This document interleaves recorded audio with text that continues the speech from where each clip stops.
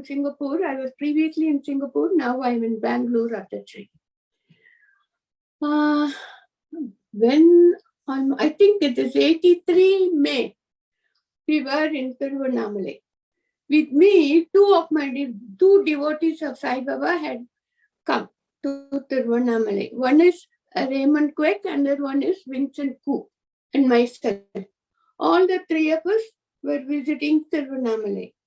Before that, when we went to have lunch at the Ramanashram, people were giving me some information about Guruji.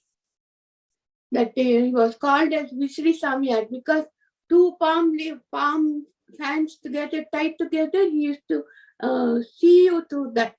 One thing, another thing is he was having a coconut shell cup for any drink, buttermilk or coffee or tea or whatever it is. He was having both. So he was called as Visri Samyar, sometimes Kotanguchi Samyar also, and he was seen loitering in the premises of the temple. He was there only. He didn't have a place to stay. And another thing was, there was in the crossroad, there was a chariot, wooden chariot which they used for Rathotsam of the temples. That used to sit there and fan himself and watch people going up and down. That was another thing. So Termuti Swamiyar used to call him. How did he come about happened to be in Tiruvannamalai? He was with Papa Ramji Kasargod in that ashram. He went to his village in the north and brought his family back. He thought he could stay with the family in the ashram and serve his guru. But Guru thought otherwise. When he saw him, the Guru shouted, "He's a scoundrel, he's a rogue, don't let him in. I don't want him in my ashram. Let him go out and fend for himself. Let him do whatever he wants. I don't want him here." Naturally, Yogiji was really shocked. But he knew maybe Guruji is angry with me for the first time. After some days, he'll be all right. So he was hovering near the ashram for days. Nothing happened. Guru was adamant and his word was command, so that his devotees wouldn't allow him inside the ashram. He waited, and then he had to send his family back. And for some more days, he waited near the ashram. Nothing happened. Then he knew he had to go and fend by himself, all alone. So he landed in Tiruvannamalai with a long, dirty robe and a fancy headdress and this twin-tied fan and with coconut shell cup. He was going up and down, roaming the streets of Tiruvannamalai. But when people saw him, that divine energy that was exuding, they couldn't prevent but go near him. They were drawn to him and they were giving him food and inquiring whether he wants anything. But he was giving a very beautiful, innocent smile. You can see it through his long beard. And then the thing is, his eyes were so compassionate. Though it was piercing, it was very compassionate. So the people thought he should be given a place to stay. He can't go and sleep in the Termuti or in the temple or on the roadside. So there was one house which the compound wall was demolished, and you had to, when you go up the few steps, the veranda was there was no roof.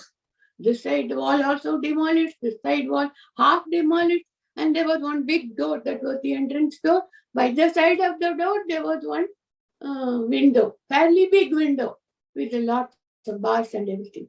So we stood. After having lunch with all this information, we landed there. We stopped at his place, got out from the car, no slippers. We stood there at the steps and waiting because there was nobody to be seen in that heat and that 2 o'clock. No one was there in the road. So we three like madcaps standing there and waiting how to call him. There was no doorbell, nothing. Nobody was sitting there also in the veranda so that we could tell him, please go and tell Swamiji that we have come for his darshan. Nothing. So we stood there. Then after a few minutes, 2 heads popped up from the window. When I looked up, I saw shaven. And then one must be 16 or 15 or 16, other one younger. 14, 13 or 14, both. And they looked like monks. They were dressed in the saffron, like the Buddhist monks. They had wrapped their upper cloth. See? So then I thought something is going on. So I did the pronounced to them. And then they disappeared, both of them. And then after a few minutes, it was like ages, waiting there, barefooted. The heat of Tirunamale and being a hilly terrain. We were sweating hugely. Almost we lost all the enthusiasm was ebbing away. And then suddenly one face popped in. Then he cropped up. Then when I saw him, he was there. From there he shouted, "Who are you all? Why have you come to my doorstep? What do you want?" Well, that was the last straw. And Vincent Cope, being very, very, very impatient, he said, "We have come to see you, Swami. So you have seen me now. You can go." Finished. There ended. So we couldn't do anything, see. So we were all down to the ground. Even under the ground, you can say what to do. Then I told Vincent and Raymond, both of you don't move from this place. We'll stand here till he comes out. Even if it is night, we stand here. And I told very slowly and very silently, I told him, you shouldn't say, I have come to see you. We have come to have darshan of you. That's a different jargon you have to use for great souls. He understood. Then after 15 minutes, he came out. Guru Raya came out and said, "Come in." Then all the three of them, little lambs, we marched in, and then we went in. There was another place. This was a huge hall, no window, no the back door, just plain 3 walls. All the walls on the nails. They were hanging all withered flower garland. I don't know when it was given to him, when he was wearing them. They were there, all dozens of them. 3 or 4 on this wall, 3 on that wall. It was like that. And then we on the ground to sit down, no, there were gunny bags. That emptied cement bags. Those he has placed them on the ground. 3 or 4 were there. "Please sit," he said. All the 3 of us sat. When I sat, I saw on my right side a huge mound of sand, and a little bit of sand was there scattered. No, I tried to push it, When I tried to push it from there, he gave a shout, "Don't touch." It is not a sand particle. All each and every particle is a deva. They have come down to earth. Don't touch. Well, I was shocked. Then I profusely apologized. I won't do that again, Swamiji. Okay, then he ignored me totally, and he was talking to Raymond and Vincent. Suddenly, a thought struck me. What happened to the 2 boys? They couldn't have gone by the back door. There was no back door. There was no windows. He has to go by the front only because we were coming. We couldn't have missed them. No, what happened to them? Then suddenly Guru Raya gave me one look, and then he took out a cigarette from the packet, and then he lighted it and cupped his hands, and then to that he inhaled. Big puff. And then he threw half a cigarette, he demolted it and put it in that coconut shell. I was waiting for him to exhale the smoke. Nothing happened. He should be suffocated and then he must be coughing. No, nothing happened. There was not even a smell of the cigarette. Once you light a cigarette, it means anybody can say somebody is smoking. No, it was not there. And then from there, he gave me a look. I knew he read my mind. I felt so sheepish. Then I kept quiet. Again, he got up and then he brought 2 books. He gave 1 book to me and 1 to Raymond. Again, he came back to me and said he wrote home in that book. And for him, Raymond also, he wrote, and then he said, somebody has written something about this beggar. You read it. One was in Tamil. The one he gave me was in Tamil, and the one was in English. What Raymond was having it. I was wondering, how did he know that I can read Tamil? Okay, that is another thing. I dare not express how did you know or ask questions, because enough of those, he was already staring at me. So I kept quiet. And then after some time, we took leave of him. When we were about to get up, he looked at me and he said, "Who told you about me?" Then I told him about my auntie, my mother's younger sister. She lost everything in early life, and so she was staying with my grandma and my uncles. So she was leading a very spiritual life, meeting all the saints possible, and then going on a pilgrimage. So I told him, Kamala is my aunt. Oh, which Kamala? He said. And then I gave him the details. She used to come with this group and all that, and other address and everything. Oh, that Kamala. I used to call her Yogi Kamala. Okay, Yogi Kamala. And then after that, yes, then you can leave. I left. But I have to tell you about my aunt Kamala, the experience she had with Gurji. She went with her friends on a pilgrimage to Kashi. And while coming back, she wanted to give something special for Guru Raya. She searched high and low, all the shops, so many shops she went, everywhere. In Kashi, you can't expect anything else but Om Namah Shivaya and the shawls. She was expecting whether she will get one shawl with Sri Ram, Jai Ram, Jai Jai Ram. That is the Taraka mantra which Papaji had initiated him with. So she thought she should give that shawl. No shawl. So she had half-heartedly, she had to buy one shawl. Say something is better than nothing. So I'll take this shawl. So after finishing the pilgrimage, all of them trooped into Swamiji's ashram. Then they went to that house and they were called in. They all gave, of course, one gave Ganga Jal, one gave something like that. When it was the turn of her, she kept quiet. They said, Yogi Kamala, what have you brought for me? He asked. Then very half-heartedly, she had to pull out the shawl and hand it over to him. He said, shawl, very nice. And he shook it very nicely and covered himself with that. And she told me, you won't believe it, Bapu. There was no Om Namah Shivaya written on it, but Sri Ram, Jai Ram, Jai Jai Ram. Sri Ram, Jai Ram, Jai Jai Ram.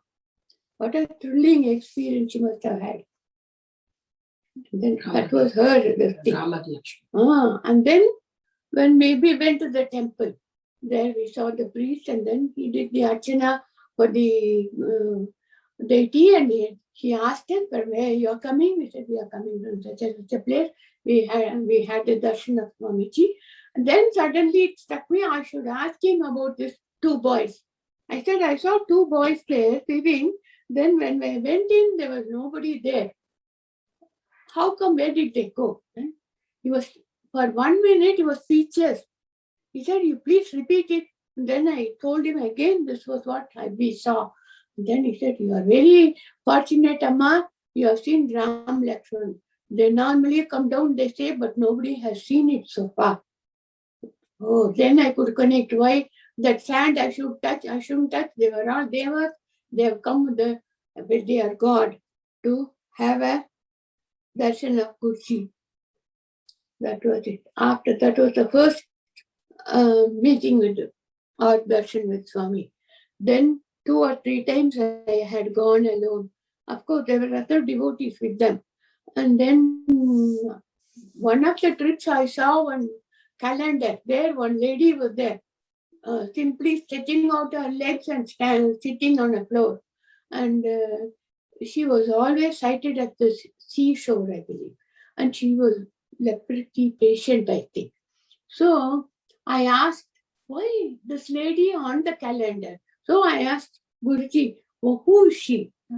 That lady, have you seen her? I said, I have not seen her. She is my sister, Mahima.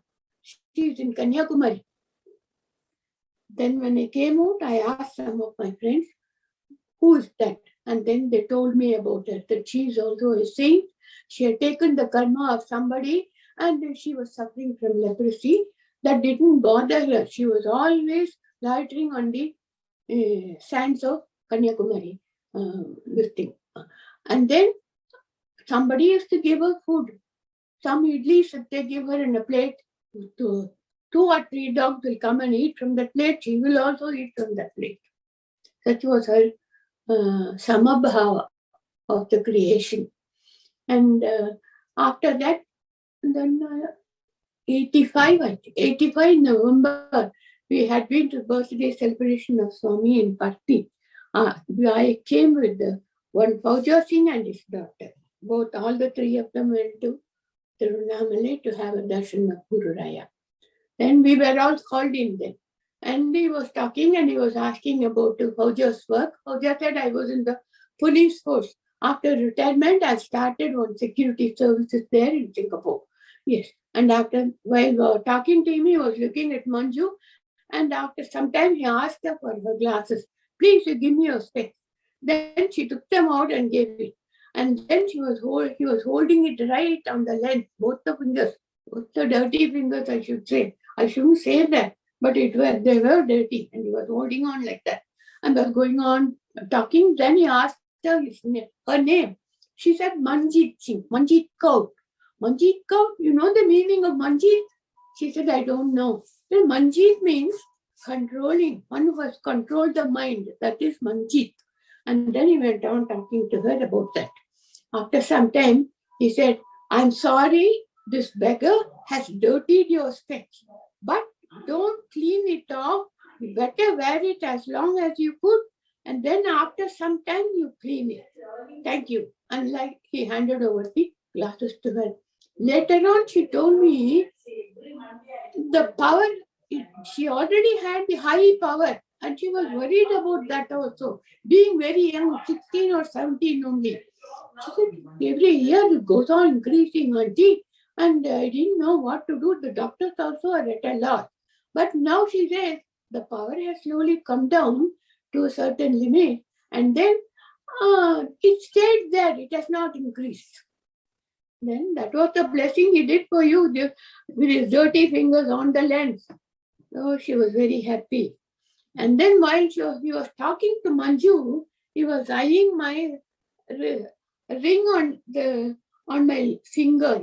I had a finger ring, finger watch, ring watch, or whatever you call it. He said, this beggar wants that watch. I was very hesitant to give it to him, because if you give it me, I have to keep that aura as long as possible. And then I was hesitating, but what he did was suddenly he plucked my hand, and then from my finger he pulled it out and he wore it on his finger, and he was going on chatting. I said, happy. If he wears it but doesn't return it, I'll be thankful, I thought. Because if he returns only, the problem for me, I have to keep it, and I have to keep it as long as possible with me to have all the vibrations on me. So, but after some time, when we were taking leave, he showed his hand and said, you take it, you take the ring from my finger. So I had to touch him, take the ring, and wear it. You can imagine, my friends, how I felt that day. I was literally on cloud 9 to touch him, pull out the ring from his finger, and wear it on my finger. It's still, when I relive those moments, I still feel how blessed I was. I don't think I deserve, but still, only undeserved people get such blessings, I think. I'm really happy to share this with you all.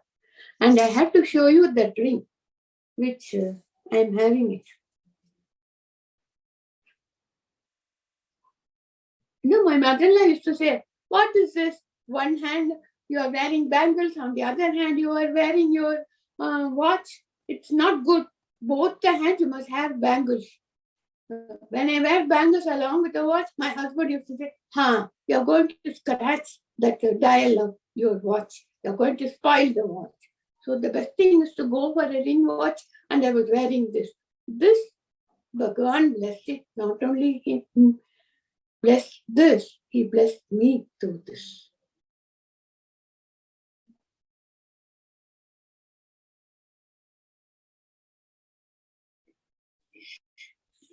May his spiritual aura permeate the whole world, and let there be light. Yogi Ram Surkumar, Guru Raya, my beloved butterfly, thank you.